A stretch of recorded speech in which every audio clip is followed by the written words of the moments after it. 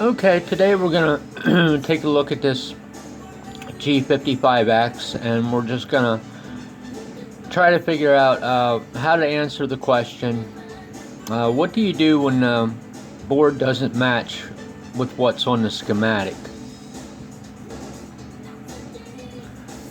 I don't know that there's a right or wrong answer to this, and I certainly don't claim to know what that answer is. But I can just tell you my take on what likely happened, and that would be that production went to the engineer and said, hey, there's a problem.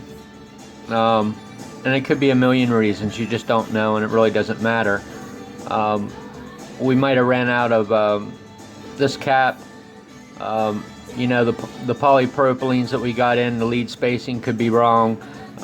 You know, their supply could have burned up in a fire. I mean, there's just so many things. So with that in mind, let me show you what I'm talking about. You know, in all fairness, it could have been a purchasing issue.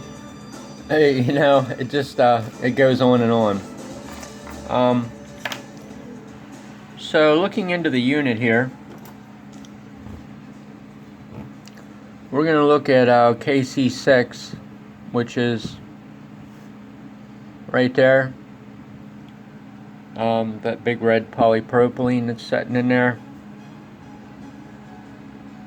And KC6 on the other side is sitting right there. So there's the side-to-side view of that. Now flipping to the back with the transformer down.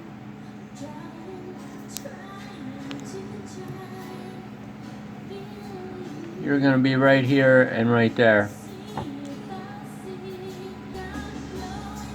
Now, if I had not had a long history of what I'm ascertaining to be high frequency issues with this unit, I wouldn't even be going down this road, because I looked at these ceramics, this KC6, and where they're at, and pretty much what they're doing, and I've determined, from my point of view, that it really frankly doesn't make a hill of beans whether or not there's a polypropylene or a ceramic there.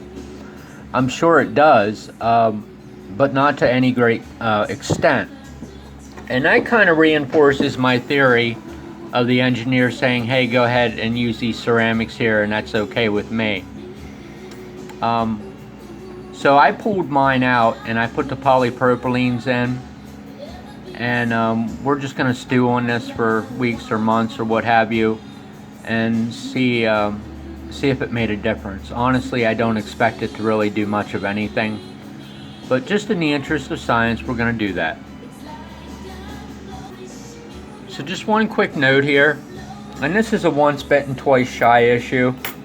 You know, you come up with things like that.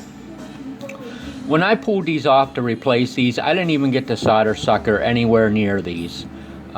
Even if you got a clean solder sucker, many things can happen, let alone with one that needed to be cleaned out days ago. The reason I used solder wick to pull these off was because this whole area down in here is kind of dark territory. You don't want to take any chances on anything falling down in here. And the reason I say that is because obviously you can't see in there. So when all the little pieces fly out of your solder sucker, like sometimes happens, they're going to lodge in there and you're not going to know it. The point I'm getting at is this here screw generated a tiny little shred of metal, and I don't know, I spent an insane amount of time trying to figure out why this amp suddenly went into protection one day. And it took me a long time to figure out there was this microscopic little speck that honestly I could barely see with a 5x magnifier that was stuck down in here. So it's just those little kind of things that you figure out over time not to do. So I'm not going to follow up on what my findings are with this. I'm just going to let it travel through time here and see what happens with it. Just real quickly, I can just give you an overview on my experience here with this unit. The most obvious thing was the corrosion problem on the power supply board. that I covered on a video. So we're not going to go there. The only other issues, and they have been many, trust me, they have been many, are pots and switches, dead spots in the pots, cutting in and out, the treble control, cutting out at 3 o'clock.